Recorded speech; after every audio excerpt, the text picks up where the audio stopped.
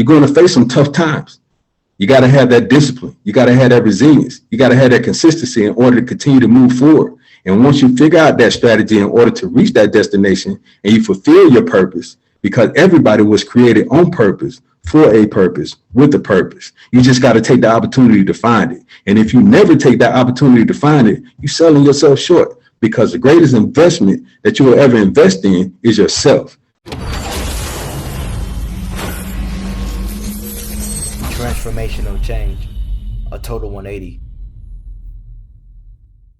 Hey, my friend, welcome back to another A Total 180 interview. I'm so honored and blessed to kind of share with you another banger. I mean, this one right here, man. We've been waiting and planning this one for about a couple of weeks now, and schedules finally aligned. So I got another banger for you.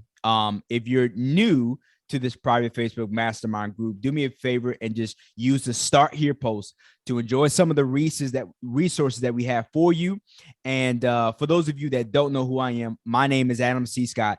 I'm the founder of A Total 180. I help you start and develop your online business in 90 days or less. And I cannot wait to share with you the gentleman today.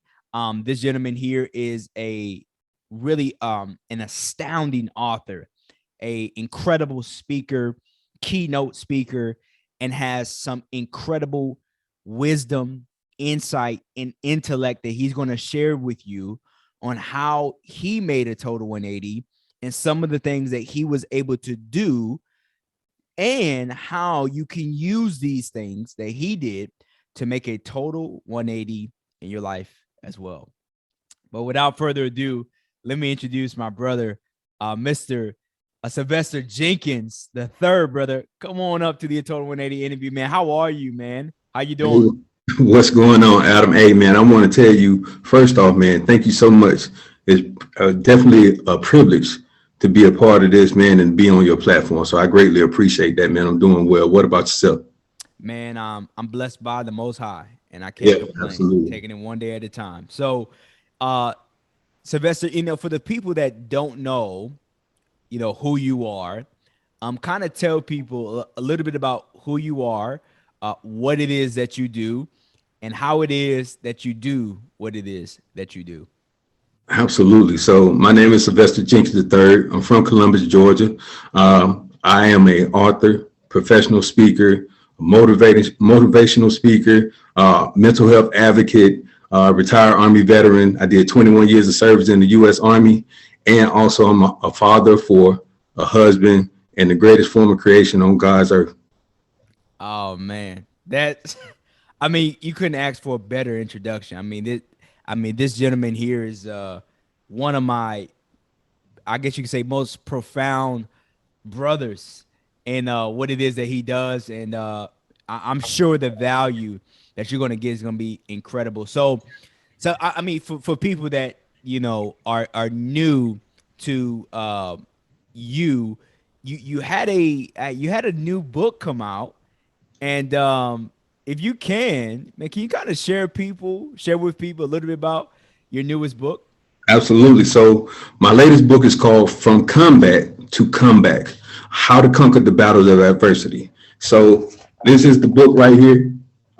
And the book basically gives techniques and strategies on how to come to battles of adversity, because we all know the greatest enemy that we'll ever face in life is our enemy, our minds.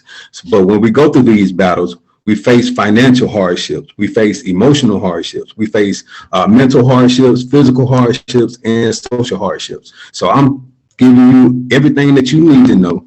Not only that, but I'm being very transparent and vulnerable in this book by sharing all the experiences that I went through with my battles that I was able to conquer and come out victorious by finding my inner warrior. We're going to get into the specifics of your book. And I know for people that are curious about where they can find it, you'll kind of share with them that as well. So, for people that are listening to you, they probably can relate to the fact that, they probably had some setbacks. They probably had some hardships. They probably had some difficulty. They probably had some failures. And you said something not too long ago about how the enemy is the inner me, right? So kind of share with people um how you got to where you are now, because it always wasn't like this, right? Right. Right. And I'm sure you can probably relate to it and attest to how if you look back 10 years from now, you're like, man, I grew tremendously. So what kind of childhood upbringing that you have that kind of maybe inspired your book and your story? Absolutely. So I grew up in a low income single parent home, gang and drug infested neighborhood. I failed multiple times in school. I failed the 8th grade, the 4th grade, the 6th grade, the 10th grade. I failed 10th grade summer school and the 12th grade. Like I can recall being in English class my senior year taking the test, and my teacher was calling everybody out into the hallway individually to give them their grades. And when she called me out into the hallway, she told me that I had failed the test and that she didn't think I had what it took to be college material or go to college. And that just resonated with me so much. But in the process of going through all those things, man, I felt, a lot of hardships and battle just trying to find my identity. Because like I said before, I grew up in a single parent home. My mother was the most powerfulest person that I knew on this earth. And when it came to her raising me or raising men, a woman can only show you so much when it comes to manhood itself. But to actually have a predominant male figure in your life is very key as far as raising men, in my opinion. And for me to experience that, it was multiple times where I was very emotional and I couldn't show it. So I learned to suppress my emotions throughout majority of my life. And I joined the military to try and get away from my environment. But I found myself being torn down to be built back up. The military, that's what they do. They tear you down to build you back up in order to become a soldier. But in the process of going through that, it only added to my adverse childhood experiences that I was going through. So I was never able to resolve those issues that I was already dealing with as far as my identity, feeling unwanted, all these other things that I was going through as far as dealing with my emotions and how to express those things. And when I got married right before I was E6. I was an E6 at the time. And I was getting ready to go on my third deployment to Iraq. And we get that last hour to spend with our families and things like that. But while we was over there deployed, I ended up going through a divorce. So you can imagine the hardships that you're dealing with as far as trying to process not only the situation that you're in, because when you at combat or you in war, your life is on the line 24/7, 365 days while you out there. So then you think about that, and then you also think about the weight of starting over from scratch as far as dealing with relationship issues. All these things piled up in my mind. It almost put me to a breaking point where I wanted to wave the white flag and take my own life. But then in the process of going through the motions, I realized that was only one thing that I can change, and that was me. I couldn't change the environment that I was in because I signed a dotted line to serve my country. I couldn't change how my ex-wife felt because she's a totally different person from me. The only person that I could change was me, and I had to do that. My mindset, I had to change my emotions, and I also had to change the actions that I took.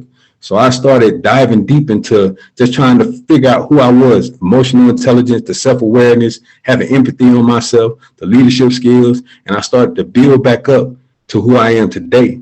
But then also I faced multiple other battles by going through this process of trying to find myself. And one thing that I realized was that resilience was part of the key in making sure that I never faltered when it came to those situations of the battles that I faced in my personal life. And resilience, like we all know, is bouncing back from adversity, is being the tennis ball and not the egg.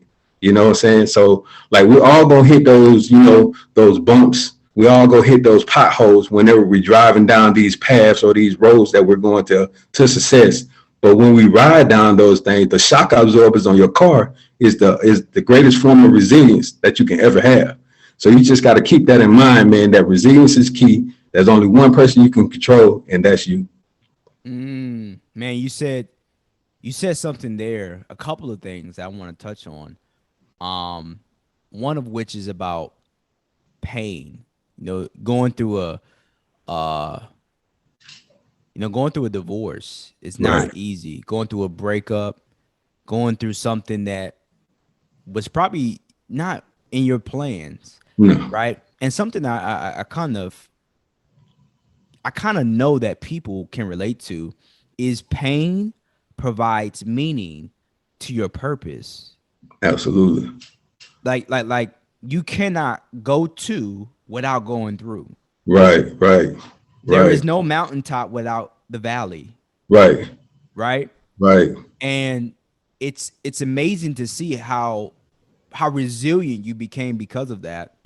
And something else that you touched on, that I want to kind of piggyback off of, is how you never really saw an example of what it was like to be an actual man. Right. And so many men is probably maybe listening to this or maybe watching this or maybe replaying this suffer from that, where they crave and they desire to understand what it's like to be a man and how to be a man, but they're not given an example of that. Right. Because one of the things that's probably the most profound thing I've ever heard is, in order to be a man, you have to see a man. Right. Right. Right. That's deep. Yeah. You know, That's you can't be one if you haven't seen one. right. Absolutely. And suppressing your emotions throughout your childhood could lead to you doing that. I'm not just saying you, but us as men doing Right. that in our marriages, with our children. Absolutely. And I didn't even understand how high suicide rates are in comparison to men and women, and it's astronomical. It's an astronomical difference, right? Because there's so many men that have to kind of, if you will, put a blanket over their emotions, Right. They suppress it. cover them up, and continue to walk as if they're not dealing with stuff. And I'm sure you can provide some insight to that. So how do you think, Sylvester, not having your dad present, how do you think that affected you?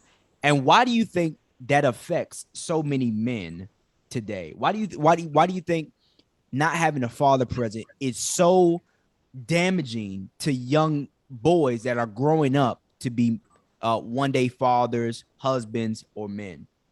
Absolutely. So for me, man, it was very detrimental for me. It was very emotional at the time, man, and I didn't know how to express it, because when you're going down the path, you long for that sense of acceptance. You long for that sense of security. You long for that sense of just purpose, and also just that love from a positive male figure.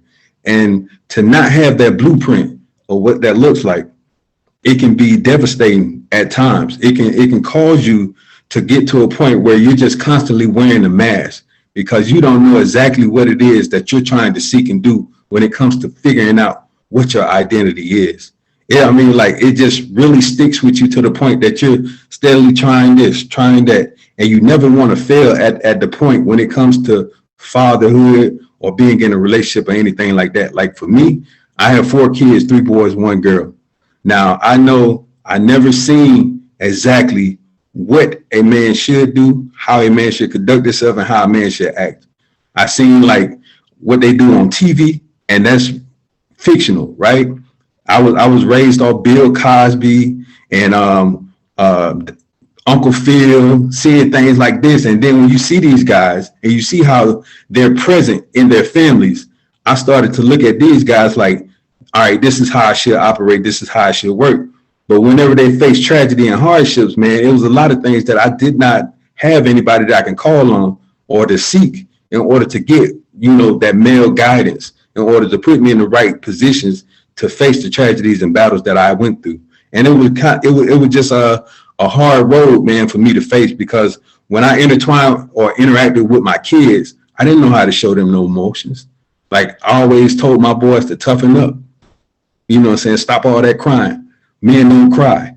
All these things that I was, put in positions of having to do myself, because I thought this was how a man's supposed to be. Man ain't supposed to cry. Man ain't supposed to show his emotions. He's supposed to be strong, not weak. And when you're showing these things, it's seen as a sign of weakness. But when I was going through the motions, I realized that I had to stop manning up and just really open up. And when I started to open up about my emotions and what I was going through and what I was experiencing, the tears flowed, the emotions started to come into play. I hug my kids. I tell them I love them. My boys, I make sure that I'm present in everything they have going on, all because I don't want them to go down the same path that I did. I want to break that generational curse and turn these boys into men. This is incredible. This is incredible. There's a profound quote that says, you cannot change what you don't confront. Right. And sometimes we haven't, confronted ourselves, which is why we don't change. Right. We don't change our habits. We don't, change our behaviors. We don't change our mannerisms. We don't change our actions because we haven't confronted, right, the I guess, if you will, the wrong in Right. our actions or in our behaviors or in our thoughts or in our deeds. And it's great that you point that out, because a lot of fathers, they don't know how to be present because Right. they got it from their father. Their father wasn't present for them. Right. And the greatest thing is knowing that the cycle can stop with us. Right. It doesn't have to go on to another generation where our sons grow up to be men who resent being emotional or Right. crying. Stop all that crying. And it's just like understanding why they're crying is a whole different ball game, because my father was the same way, very tough on us as boys, and could never understand, why, being emotional was so frowned upon. Right. But when you suppress your emotions, it leads to really damaging relationships. Absolutely. You don't know how to communicate or talk, with your spouse. It just in any type of relationship that you have, whenever it comes to that communication piece, which is so essential when having a relationship, you don't know how to express your emotions to that individual or that person that you're with, and it makes it difficult. You steady, bumping heads when it comes to the things that being brought to your attention, as far as just listening and being able to communicate effectively.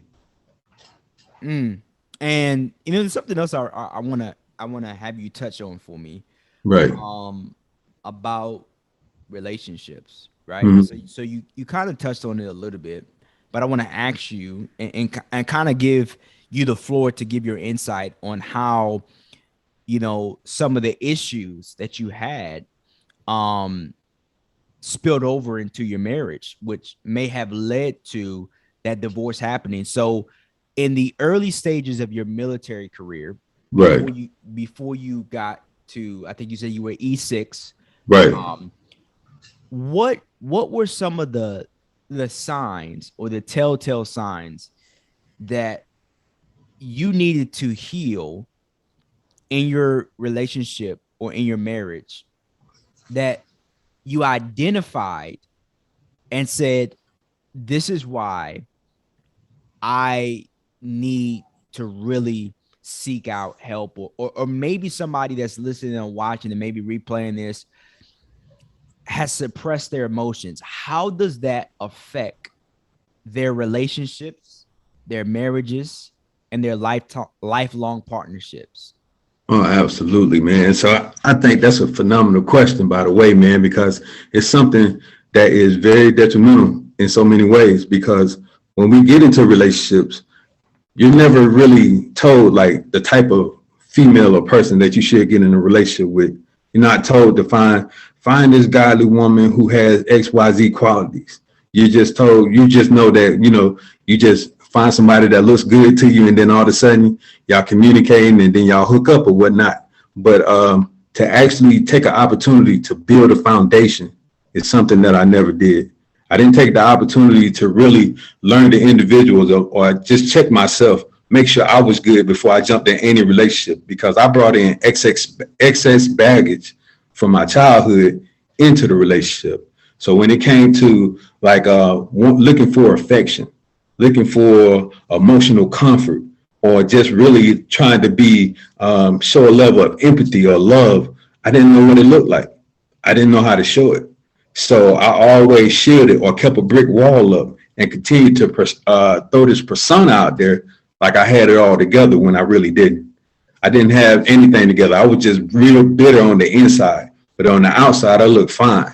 I was real. I was good to go, and I communicated that I was more of an a-hole than anything else when it came to any relationship. Not trying to take the opportunity to invest in it or anything like that.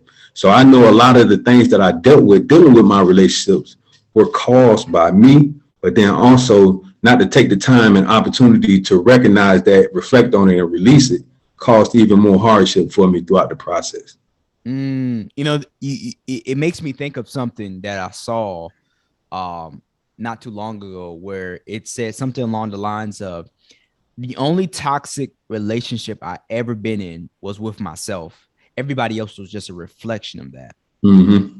And, I can say, and I can be transparent with you and be honest, like, a lot of toxic relationships was because of a toxic Adam. Right. Right. And being a toxic Adam or toxic a-hole is no way for a person to want to stick around. Right. And sometimes, that person will see that you're working on yourself. But at the end of the day, working on yourself is a lifelong process. Yes. It's Yeah. never like you never arrive. Like you never No. stop working on yourself. Yeah. Right. There's no finish line for working Right. on yourself. Like, oh, you made it. No, you continue to develop Yeah. yourself.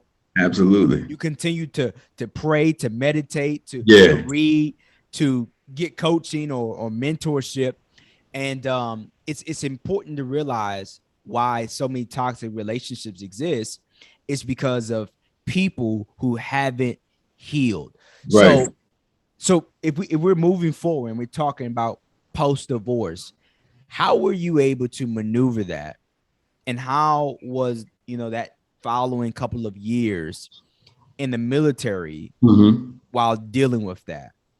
Man, that was very challenging, man. Like going through the process of the whole post divorce process, it was very challenging, man. Like I didn't want to do anything, man. Like I was like depressed and just trying to hide everything that I was going through. I just resorted back to like a turtle when it sticks its head in the shell. I didn't want to be in front of nobody. I didn't want to communicate with nobody. I just went into my own little world, man. And it was just hard for me to just navigate through all that stuff, man. I never really got over it. All I did was put a Band-Aid on it and just move on to the next thing. I just shifted my focus into just being in the military. And when I start to, like what you tune into, you turn into. So what I did was just focus solely on the military and nothing else. I didn't focus on my emotions. I didn't focus on getting over the hurt, the pain that I was dealing with. So all I did was just focus on the military, and I became pretty successful progressing through the ranks and everything else. So it became my life because I was getting the feedback that I was looking for throughout the process of going through the pain and the hardships of that divorce. So it was easy for me to just not look back at that throughout that process because I covered it up, nothing else.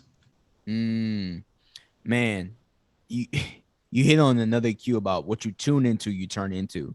Mm-hmm. Right. And you got to be mindful what you tune into. And that's not just, people, that's social media, Oh, that's man. media platforms, Yeah. that's family members, Right. that's music. Right. Right. There's so many things that we tune into, and we become the very thing we despise. Right. Yep. Right. If we're not careful, we become the Yeah. very thing that we despise. So you had some success in the ranks, but if you will, to somebody out there that's listening, maybe watching and maybe replaying this, what were some of the challenges that you faced in the military mentally that really made you see what you are today? Like, what were some of those challenges that you had to overcome and deal with on a day-to-day basis while juggling, being a father, being in the military, post-divorce? Like, what were some of those mental challenges that you had to face and Oh overcome? man. So I mean, like honestly, just waking up every day, man, and showing up. That was challenging for me and myself, man. Just the mental hardship, like I said before, I was going through the depression, the anxiety. It was difficult for me to just encounter, just communicate with other people. But at the same time, like I was able to mask a lot of things that I was experiencing just due to the fact that I had just started to become this character.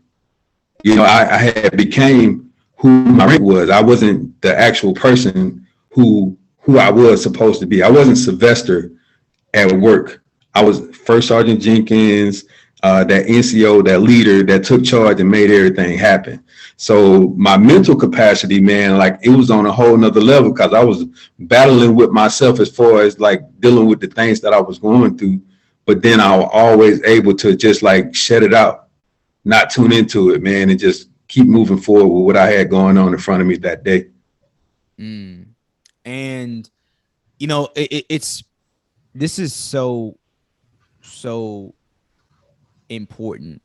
If you look at the word depression, and you kind of take some words out, it spells out I pressed on. Mm-hmm.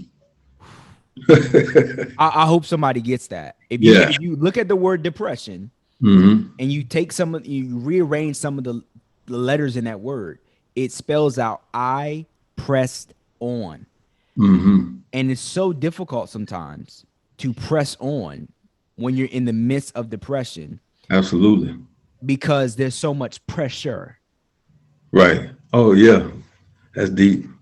right? To perform for other Yeah. people, to Absolutely. to be a light. And it's like I got all these emotions and I'm strong for everybody else, but I can't be strong for me, Yes. Yep. which is why Absolutely. we have to press on. Right. And if you could give somebody some insight, what should somebody do who is going through depression? How can they press on according to some of the things that you talk about in your book, which we'll get into in a second? What were some of the things, or what are some of the things that somebody needs to do facing depression in order to press on? Absolutely. So I always say develop a strong level of resilience. I got this thing where you put things in perspective. It's called the 10-10-10 rule, right? So 10-10-10 rule is like 10 minutes, 10 months, 10 years, right? So 10 minutes from now, what you're experiencing, what you're going through, it's going to be excruciating. The pain will be right there present at that time. 10 months from now, it might still be there a little bit, but it won't be there as much. And then 10 years from now, you won't even recall some of the situation that you were going through. You was able to get through that and become stronger behind the action that transpired during that time. So the 10-10-10 rule is beneficial to help you put things in perspective when going through those problems and issues of depression. But also, just write out everything that you're concerned about. What's bothering you? What's worrying you? Write it out on the sheet of paper, man. The Bible say write the vision and make it plain. So you write out everything that you're worried about. Then you write out what can you do about those certain things. Everything that you can control, focus on that and take care of it. Everything that you can't control, don't worry about it. We'll get to it when we can. But the overall process, the main focus on should be you. Focus on you until the focus is on you. Man, we about to get into some uncharted territory here. I'm excited. We kind of talked about this offline. Right. This scripture is so powerful for those of you that's listening, watching it, maybe replaying this about depression, and you're a believer. You believe in Jesus Christ and you believe that he's the Lord of your life. The Bible says in Psalms 55 verse 22, it says to cast your burden on the Lord and he will sustain you, and he will never suffer the righteous to be moved. Mm-hmm. And I think there's another scripture in the book of Proverbs, if I'm not mistaken. I want to say Proverbs 18, where it says, the name of the Lord is a strong tower. The Right. righteous run into it, and guess what? They are safe. And there's times in when you're trying to bury, your burdens in the closet. Right? Hmm. You're trying to bury your burdens in underneath your bed, right? But can you really continue to live the life that you've been called to live when you're trying to sustain all your burdens yourself? Right. You Your can't. marital burdens, your No. financial burdens, your social burdens, your spiritual burdens, your emotional burdens, your professional burdens. How can you expect to be strong enough for others when you're not even strong enough for yourself? That's it. That's it right there. Well, we about to go deep. We That's about to go deep, it. SJ. We about to go deep on the thing. So if you're getting out of the military, you're transitioning out. You Right. have 21 years in the service, which I Yeah. want to say thank you for your service. Great I brother. appreciate that. How does somebody who went through some of the things that you went through mentally and is thinking about making that transition to leave the military, how can they be mentally prepared to transition out of the military without being depressed or anxious about their decision? So here's what I got, something that's in my book called GPS, right? Like how often you use your GPS to get you to a destination that you've never been before? All the time, right? I use my GPS pretty much anytime I'm going to an unknown or uncharted territory, somewhere that I've never been before. But instead of it being standing for global positioning system, it's standing for goals, purpose, and strategy. Goals, purpose, and strategy. Because once we know our goals and we understand our purpose and we have a strategy in order to get there, there's no reason why we can't reach our destination. So when we're getting ready to make that transition out of the military, we need to turn on our GPS, because you can't get to point A to point B without a map. You need something to get you there. So that goals, purpose, and strategy will help you get there. We use it for everything else when it comes down to getting us to locations that we never been. How come we don't use that in our careers? How come we don't use that in our family? How come we don't use that in our lives to get us to that next destination? So when we're using this GPS, as far as getting out of the military and everything else, you want to find you a mentor, somebody that's already been there and done that. You want to do all the research that you can. I believe in YouTube University. YouTube University that made more millionaires and started more careers than I know of any other university out there. And then when you think about that strategy, you're going to face some tough times. You got to have that discipline. You got to have that resilience. You got to have that consistency in order to continue to move forward. And once you figure out that strategy in order to reach that destination and you fulfill your purpose, because everybody was created on purpose, for a purpose, with a purpose. You just got to take the opportunity to find it. And if you never take that opportunity to find it, you're selling yourself short, because the greatest investment that you will ever invest in is yourself. If you invest on a job, guess what? You'll make a living. But if you invest in yourself, you'll make a fortune. Man, bro, hey, I don't want to have to get an extinguisher to put out this fire that you speak. This is incredible, because you said something about self-investment, and I want to piggyback on that, because the biggest and most rewarding kind of investment, it is self-investment. And then mentors and coaches that's been there and advisors, just imagine how you can shorten your learning curve to get to where you're trying to go faster. But it's not about just getting there faster. It's about getting there without making the mistakes that you were going to make along the process, on the journey. And, talk about what life was like after you left the military. What was that like, that first 12, 18, 24 months? Man. What was that like for you after you left the Army? So, man, so for me, like I transitioned from the military during the pandemic. So you already know the world shut down. There wasn't no jobs. There wasn't no, capabilities as far as when it came down to employment. So I dealt with that financial burden. I felt that financial hardship. I got used to being paid on the 1st and the 15th. So when it came to not having that source of income anymore, it led to mental issues as far as anxiety.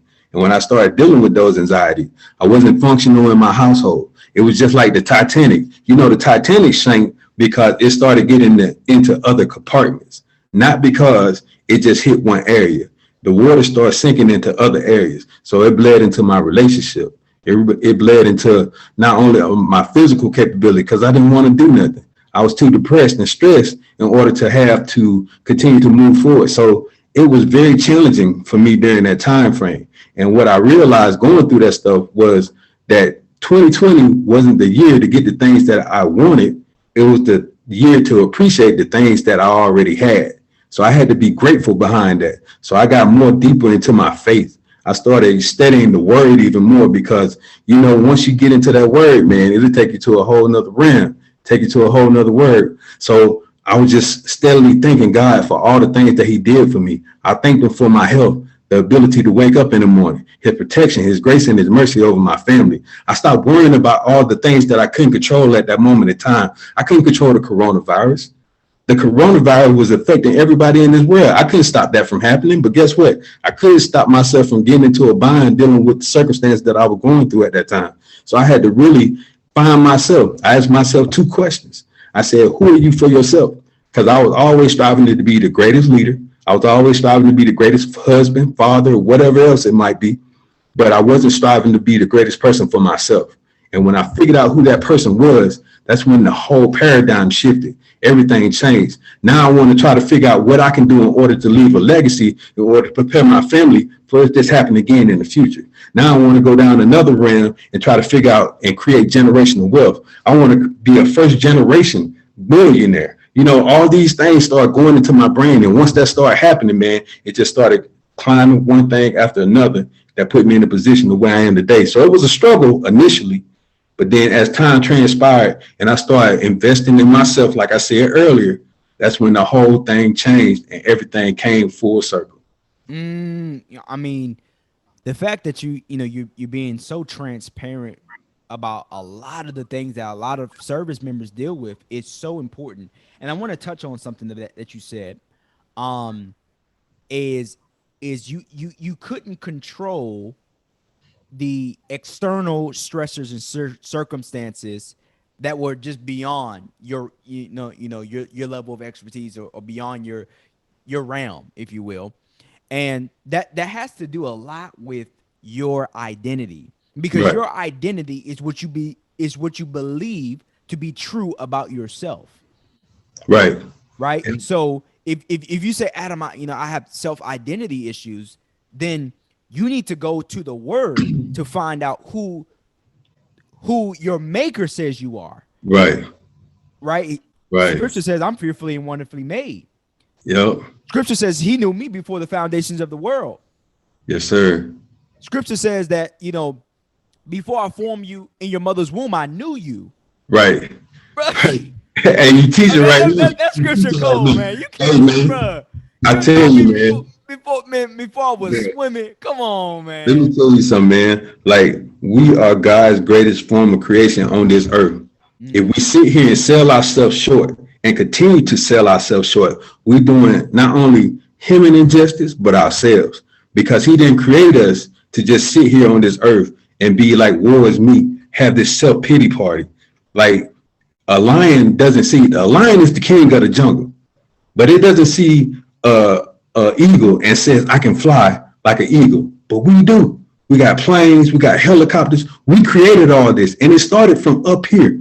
It's not, you know what I'm saying? The situations in front of you that's getting you. It's up here that's getting you. It's up here that's selling you short when it comes down to that self-limiting belief, those strongholds, all those things, the fear of the unknown, the fear of like, what if? Hey, it's not about what if. It's like you can. That's what it's all about. You have to switch your mindset in order to get further where you want to be. Mm-mm. You know, I want to I want to say something to the viewers that's watching this. God is incredible.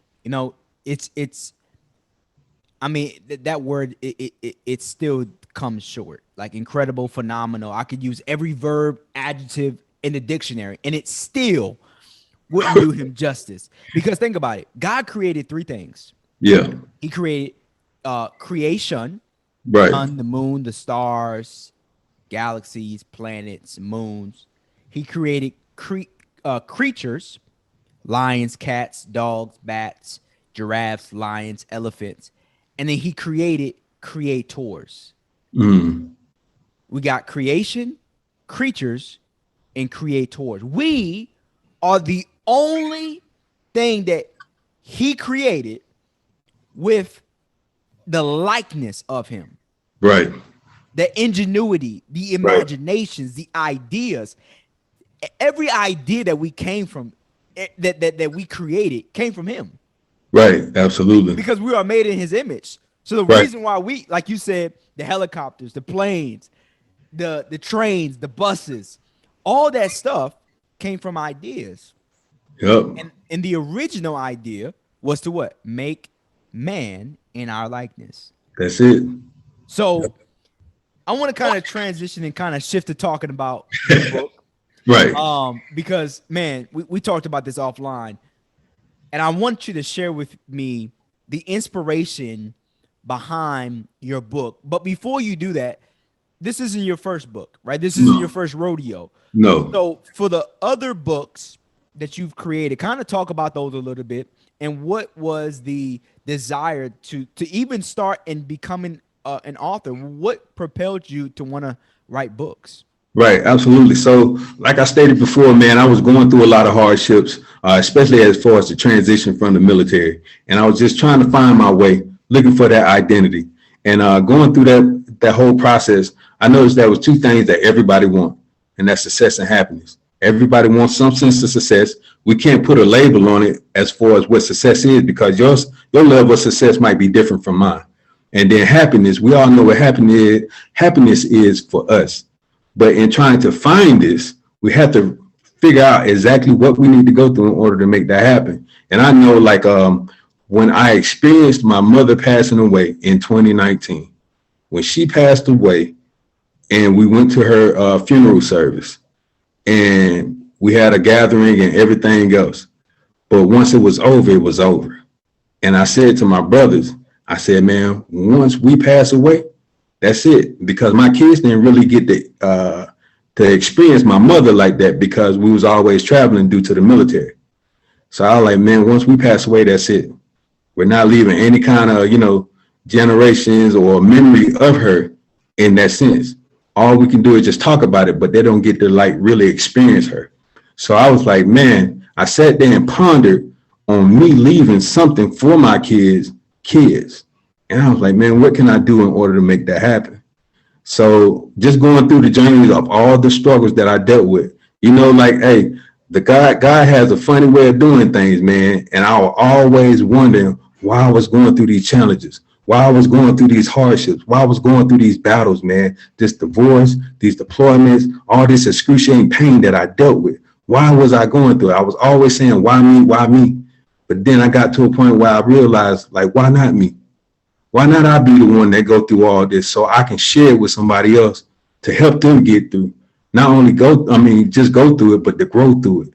Who would you better listen to? Somebody that experienced it or somebody that just got a degree in it?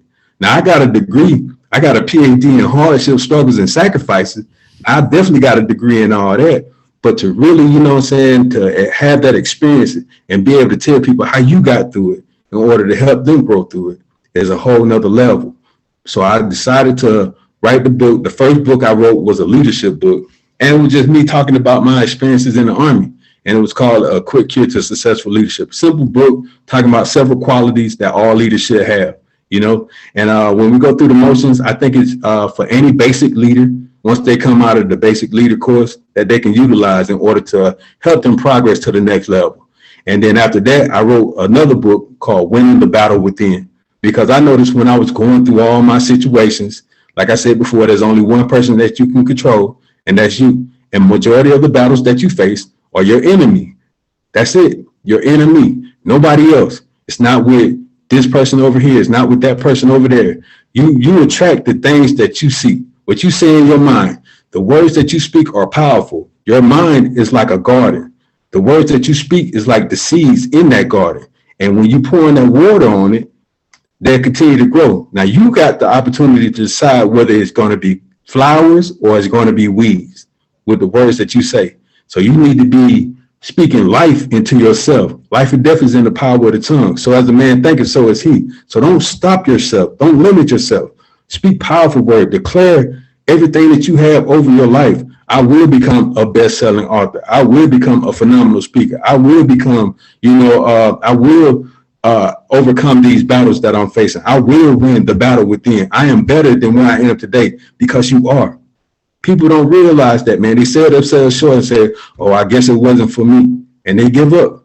The reason why most people give up is because they're looking at the right now and not like what's going on in the future, the whole why behind it. They look at the what, not the why, and they give up. Now, when I wrote this book, it wasn't just about, oh, I'm going to write a book and that's it. No, it was a why behind it. And I knew I wanted to create a legacy. All my books that I wrote, my kids are co-authors of my book because I want them to have a sense of, ownership. Outside of just ownership, it's still creating that generational wealth.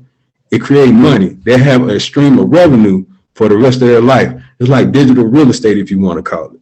You know what I'm saying? They ain't have to work for it or anything like that. I did all the work. All they got to do is just continue to push it out there. That's it. The work's been done. We are the lenders and not the borrowers. We're supposed to leave wealth to our kids. Our kids ain't supposed to help us out of anything. We're supposed to build that for them. And the only way we do that is by making sure that we leave some type of legacy for them in the process. Man, you said something that I think I want to really kind of dissect a little bit. There's a Jewish proverb that says there's 3 things every man should have before he leaves the earth, right? There's 3 things every man should do before he leaves the earth. Number 1, have a son. Number 2, plant a tree. Number 3, write a book. Yeah. Why? Yeah. Why? Because they all outlive you. Yeah. Talk about legacy. That's a Jewish proverb. Yeah. 3 things every man should do. Yeah. Have a son, plant a tree, write a book. Why? Because they all outlive you. Right.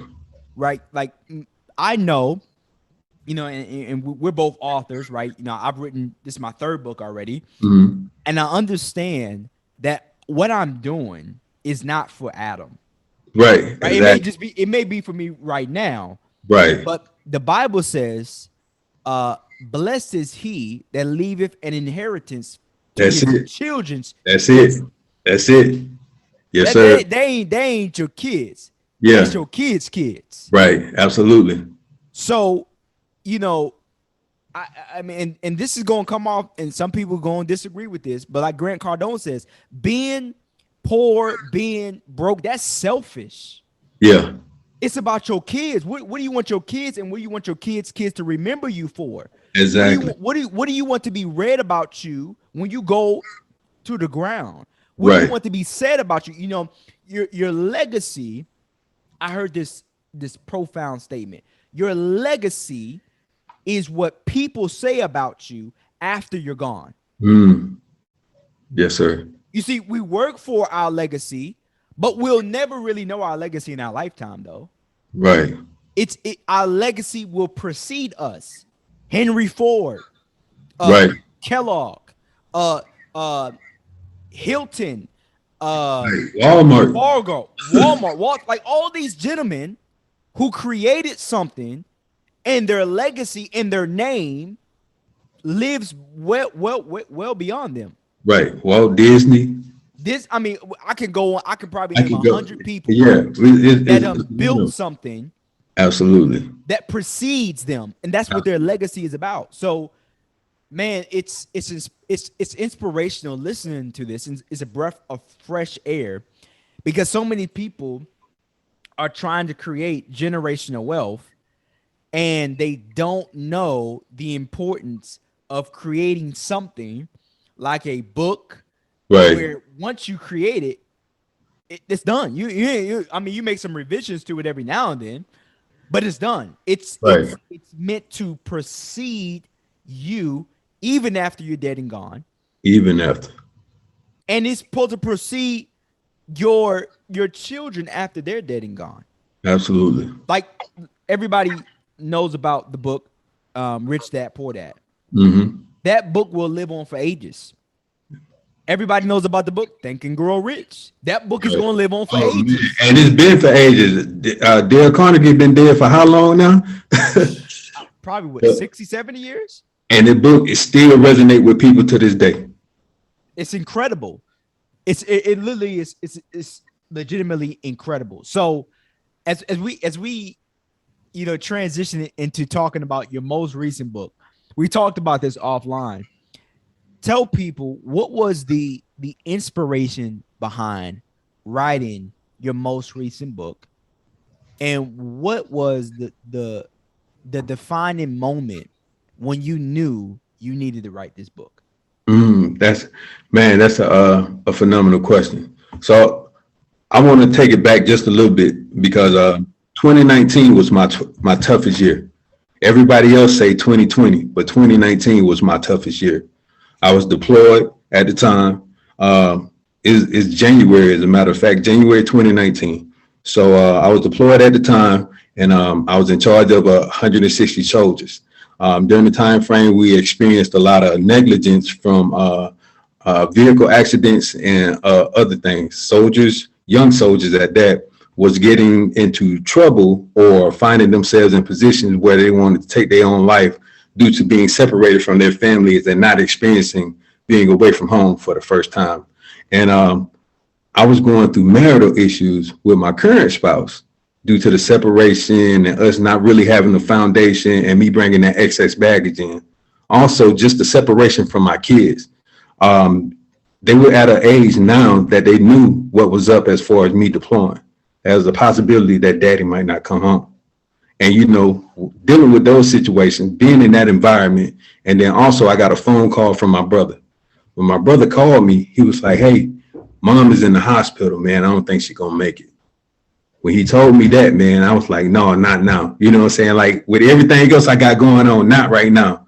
Not the strongest woman that I ever knew. My mother faced so many hardships. I seen her literally fall down several times and get back up 8. She won the battle. She had breast cancer. She won that battle. But then she was dealing with this deep disease called scleroderma, right? And and when she was going through it, like, she had stage 4 kidney failure behind the process, and when she was in the hospital. And so when I was going through the motions of dealing with all that hardships and battles, man, like, they was trying to send me home on emergency leave, but I was like, can I go? It wasn't, because I was the senior enlisted advisor for my organization. And I felt like, I was kind of obligated to stay. And then my sergeant major, she called me and she was like, hey, she told me one word, man. And she said, carpe diem. You don't know the time or the day when you'll ever see your mother again. And as soon as she said that, man, I jumped on the next plane going home. And I got to spend 2 weeks with my mother before she passed away. But if I never took the opportunity to do that, I would have never got that time in with her, like, solely just with her. I felt like a kid all over again, but it was still challenging for me because my mother, she was on an oxygen machine. She was barely able to walk. She needed assistance using the bathroom. Like, keep in mind what I said, this is the most strongest person I know. And for me to see her going through all this, man, it was just like, it was challenging for me. I knew then that my ultimate dream, man, of having my mother at my retirement ceremony, telling me, how proud she was of me, giving me a hug and kissing me, was coming to an end. It wasn't going to happen. And so in the process of coming back from all that, of dealing with, losing my mother, still going through like marital issues, trying to rekindle that moment, trying to build a relationship with my family, and then also going through the motions of reintegrating as far as my unit and organization, man, like, I was done. I was depleted. I was exhausted, mentally drained. I had to even kick down the door of behavioral health, man, go to process seeking help. That's how bad I got, because I needed assistance real bad, and I didn't know where to go or where to turn to. And I went there and kicked down behavioral health door, and I said, I need some assistance right now. I don't care what you got to give me, medication or whatever it might be. I said, I haven't went to sleep in 72 hours. I said, I need assistance right now. And they were like, "Oh, calm down, first son, calm down." And I'm like, "No, you don't know what I've been through. You don't know what I'm going through." I said, "I need assistance." And then next thing you know, they sat me down, asked me everything. You know how they communicate with you and start talking to you. And that's was a pivotal moment for me, man, as far as getting that behavioral health, going to seek behavioral health, because it was well needed. They put me on some medication, the Zoloft, things like that. But in the process, just being able to release a lot of the things that I was going through, because I realized then that I never got over any of my adverse childhood experiences. I never got over a lot of that divorce that I went through during the time frame of me being a staff sergeant. I never got through the whole process. I didn't even speak about the parental alienation that I had with my first kid. I didn't even go in depth dealing with that throughout our conversation. But I had dealt with, not being able to see my child for multiple periods of time, always being able to see him on her terms, not my terms. So I dealt with that too. It was so many things that I dealt with. And I realized then that I never got to express or release any of those things, man. And it was so hard for me to even just, just come back to reality, come back to life. But like I said before, those two questions, man, who am I for myself? Do I really, like, it's just like when you're riding on a plane, man, and they give you that briefing and tell you, put your oxygen mask on before you help anybody else. So I put my oxygen mask on. And when I put my oxygen mask on, that's when, I saw the light. That's when my paradigm shifted. And I realized I need to fix the situation I was in. I started focusing on my mental. I started focusing on my attitude. These are things that all you can control right now, and then the actions that I took, I literally wrote out step by step what I needed to do. I outlined it every day, what I needed to do. I put it in my phone. I put alerts in my phone just to make sure that I was able to stay abreast with making the change that I needed to change in my life, because you get two things every day, a chance and a choice. All it took was me making a decision to be where I am today. And I created this book because you can find the message in your mess. And so everything that I experienced and went through, I started journaling, I started writing. And when I looked at it and I read it, I said, man, this can be beneficial for other people, because there's so many people out there that are dealing with these battles, and they don't know how to win this war. They don't know how to win this war with their minds. They don't know how to win this war with society. They don't know how to win this war with anything that they truly have going on. I want to be the person that try to help them get there. I want to be that person that help them conquer these battles, unlock their inner warriors, and win the battle within. Man, I'm so moved by your story. Thank you. I'm actually speechless. You have a breathtaking story. And it's like I don't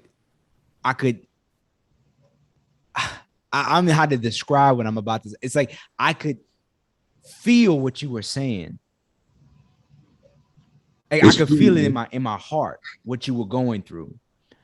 Man, about Carpe Diem, I remember, I think I was in the Navy a little over a year at the time, and my dad had a stroke. Mm-hmm. And he was asleep for, when it's 29 hours straight. Mm-hmm. And I'm be real with you, like I had no money to my name, I had no savings. Right. I mean, I wasn't making much. I was only in the military a year at the time. Right. I was struggling. I was eating Little Caesars pizza. Yeah.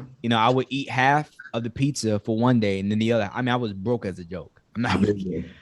I'm not even kidding. And I said, I got to go home. I got to figure it out. So I went to Navy Marine Corps Relief Society. They gave me some money to go home.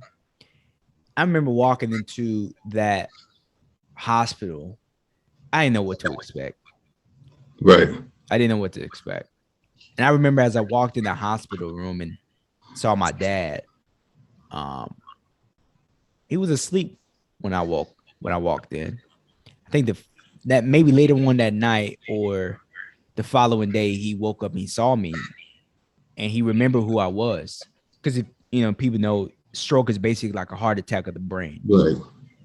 And I didn't know how bad the situation was back home, because I was really only out of like my hometown for a year.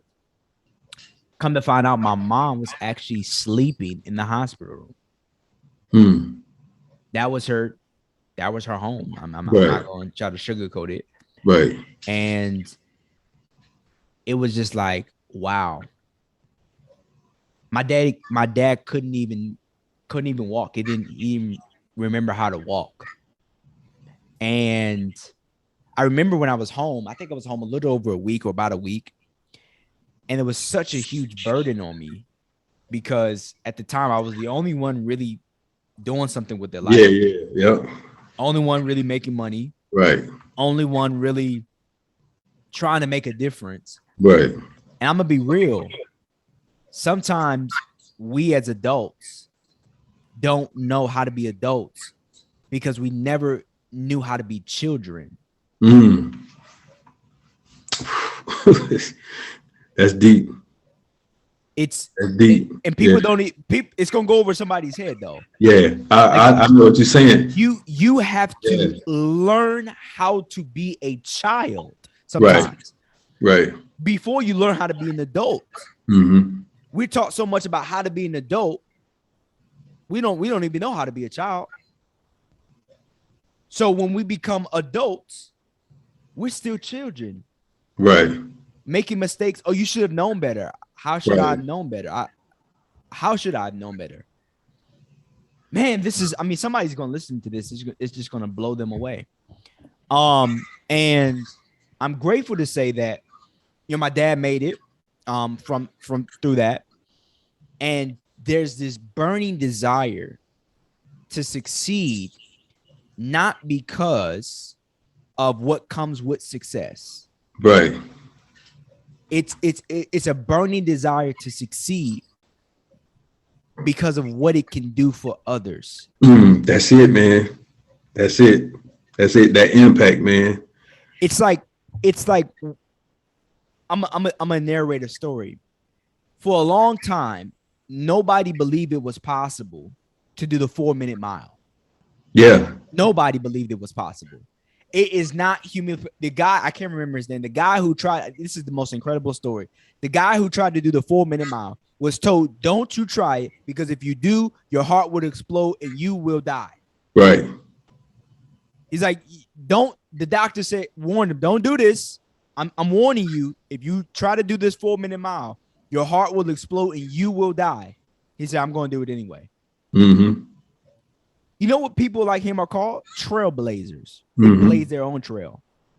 That's the true definition of a trailblazer. It's like going against the grain. It's like, you know what? I'm gonna create my own path. I don't care what happens to me. I'm gonna show you that I'm not gonna be confined to what you think might happen. He goes on to record the first ever 4-minute mile. Right. And because of that, it's like domino effect. Water in the dam broke. Yep. Right? I mean, the thing that's holding the water in the dam, it broke, it snapped, because a bunch of people following him completed their first ever 4-minute mile. Yes, sir. But they only needed to see one. That's it. That's all they needed to see one person do it. And the reason why we should succeed and dominate at our highest level is so that we may be the one in our family to be like, he came from exactly where I came from. Right. He slept in the same house I slept in. That's it, man. We have the same blood running through our veins. We got the same last name. If he can do it, I can do it. I can do it. If she can do it, I can do it. That's it, man.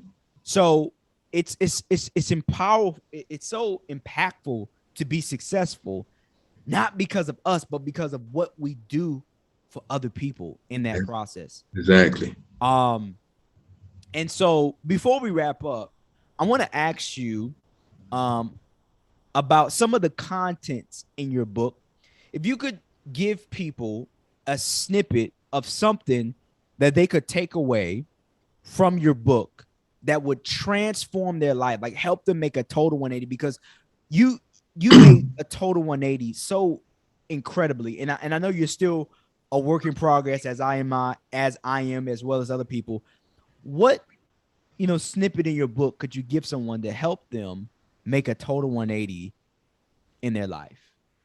Absolutely. So when you think about that one person in your life, that anytime that you experience something, anytime that you experience some type of success, happiness, or whatever it might be, that one person, like if I ask you right now, who is that one person to you? Like as soon as you experience something grateful, something exciting, who's the first person you're going to call?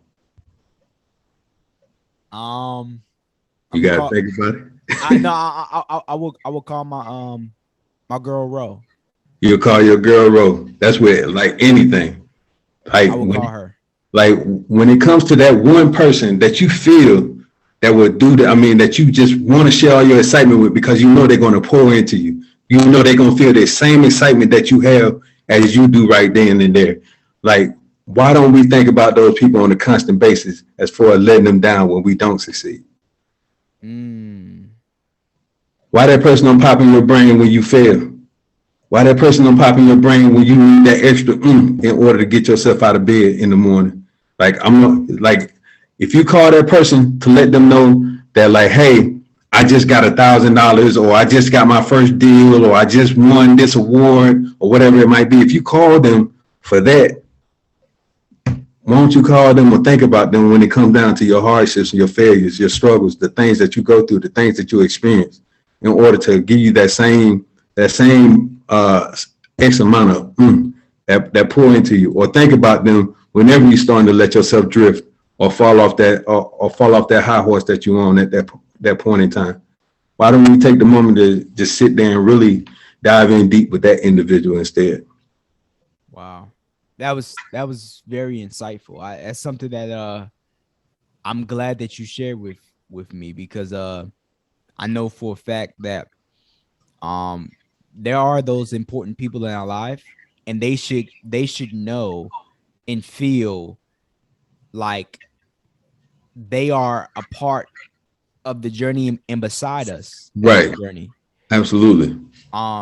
So a couple of other questions before we wrap up. Your book, from what we spoke about not too long ago, is charting Amazon, right? Right. Yeah. So kind of talk about what that's been like and tell people who don't know, about your book, what it's been able to do for you in the past, 30, 60 days. Oh man. So I did not expect the results that I got from the book. I would just say that much. The first week of release, it became an Amazon bestseller. When I experienced that, man, it was just like I was just astounded and amazed by it, man, because it goes to show just how much, I'll just say God is great, man. God is great. I poured so much into this book, and to see the results that I received from it and for it to reach that point on Amazon, it was just, it was shocking for me, but then it let me know that my work didn't go unjust. Not only that, but at the same time, I done received so many calls, so many emails, DM about people telling me how inspiring the book is, telling me how much they were able to relate with it, telling me how much they was able to benefit from it. Because in the process of me talking about the financial piece, I tell people how they can increase their income. Like, you can't live off one stream of income. You got to have multiple streams of income. So I'm giving you all the jewels in order for you to not only go through combat, but to come back stronger than you were before. So this is everything that you need in order to get to that point of succeeding, regardless of what adversities you faced, and come out victorious. But this has been a God dream for me, man. It has been, man, it's been phenomenal. I can't even express it, man. It's just so, man, God is good, man. That's all I can keep on saying, man, because to know, like I said before, to know all the things that I've been through and to really, really scrape the surface of that point of tasting, you know what I'm saying, like a piece of success in this book, it's just been astounding, man. I'm just blessed behind everything. Man, I'm excited for you, brother. Thank you. And I'm blessed and honored to call you friend, to call you brother. And man, I can't wait to see where this book takes you, man. Absolutely. If someone wants to get a copy of your book, how can they go about doing that? Absolutely. So you can go, it's on Amazon, Kindle, Google Play, and then it's also the Audible version will be out here soon within the next month or so. So you'll be able to get on all those platforms. But if you want an autographed copy, you can easily go on my website at sylvesterjenkins.com and just go ahead and just inbox me, send me an email, and I can go ahead and send you an autographed copy of the book and give you the link in order to make that happen. Awesome. And a couple of other things before we wrap up. I want to kind of get you to tell people where they can find you online, how they can get a hold of you, and how they can connect with you outside of this interview. Yeah, absolutely. Once again, like all my social media handles are Sylvester Jenkins III. Like all my social media handles, Instagram, Facebook, LinkedIn, all those Sylvester Jenkins III. You put that in there, man, you'll be able to find me. Like I said before, sylvesterjenkins.com is my website. You can easily go on there. Not only when you go on the website, you can see and learn a little more about me and what I do, but you'll also receive a free ebook on 9 ways to develop mental toughness. So I'm not, I don't need nothing in response to it. I'm not trying to take your email or anything like that. As soon as you go on there, you'll be able to download a free ebook in the process, man. It's all about giving back and helping others. And I want to make sure that everybody reach the top. Awesome. And before we close up, I want to get you to give me some projections. Where do you see yourself? So 5 years from now. So we would fast forward July 14th, 2027. Where do you see your book, your business, your speaking, your brand 5 years from now? Man, that's profound right there, man. Like, I'm chasing after that person, man. I don't think I'll ever meet him. It's like kind of hard to describe like where I would be at that time dealing with all that, because that person, like once I reach that certain level 5 years from now, he still be 5 years ahead of me. So it's kind of hard to just pinpoint exactly where I would be at that time or where I see myself at that time, man, because I'm still chasing greatness. It's like you can never reach it, man. It's no apex. It's no apex, man. There's no ceiling. Nah, there's no ceiling, man. I'm gonna ride this till the wheels fall off. And wherever God sees me fit, man, that's where I would be. I'm just following his path and his journey behind everything that he got me doing right now. This is God given. I don't think I'm doing is showing up. Hey, a vessel unto honor, meet for the master's use. Yeah, that's it, man. So before we wrap up and close out this interview, define what the phrase "a total 180" means to you. Oh wow, man. So everybody knows that once you fall off, it's easier to fall off than to get up.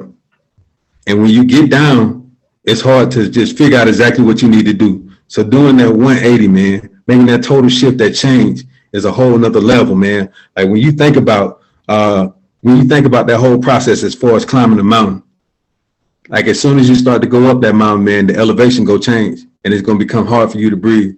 Not only that, but you got to use a little more in order to get to that point. But 180 is just looking back at the person that you used to be and turning into the person that you were meant to become. So 180 for me is a whole nother shift, a whole nother direction, a whole nother change. Amen. I love it. And to close out, what would you tell somebody based on your book, based on your story, based on your experience, how they can make a total transformation, how they can make a total 180? What last piece of wisdom would you give someone to close out this interview on a high note? Yeah, absolutely, man. So everybody, like I said before, get two things every day that they wake up. You get a chance and a choice. Now, we were meant to be conquerors on this earth.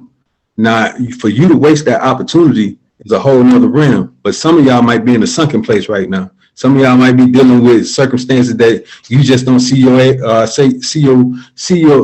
able to control.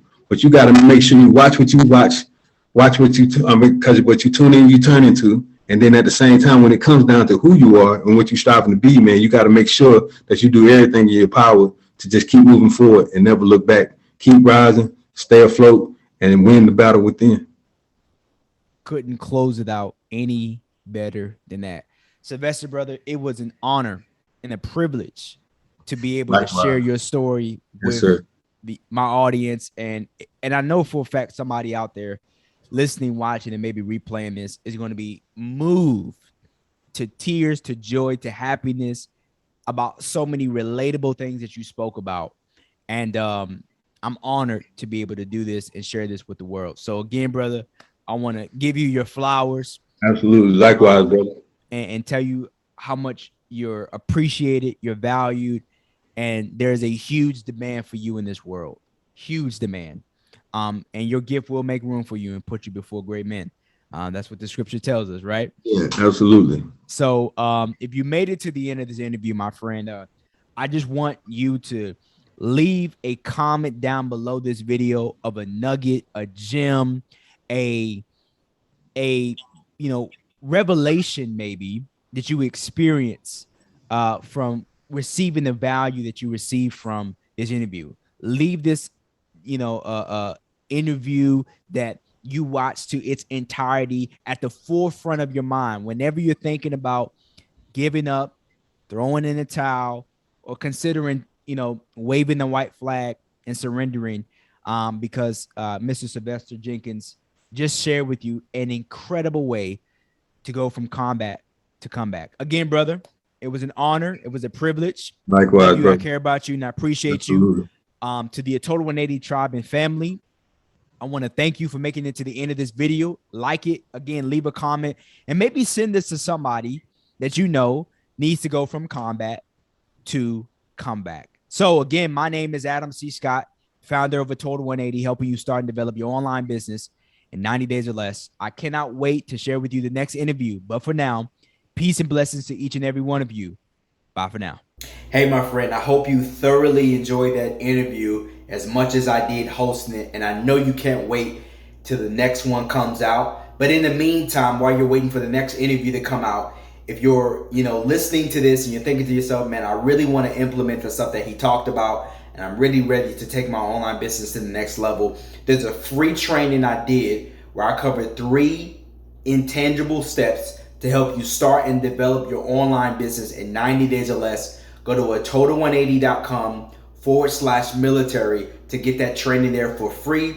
And if you're ready to implement that training, once you've watched it and you're like, Adam, I'm stuck, I really want to go to the next level, I really want to make a total 180, but I'm just not in the right mind frame, and I really need somebody to hold me accountable to my goals, my dreams, and my aspirations, and you want to hop on a call with me or my team, go to atotal180.com/apply and schedule your Clarity Conversation phone call, and we'll discuss how we can help you implement the framework and my free training. Again, that's atotal180.com/apply, so we can help you implement the framework that you'll get in the free training by hopping on the 15-minute conversation with me or my team. Again, I look forward to sharing with you the next interview to come, and I know for a fact you're going to get incredible value from it. I will catch you in the next one.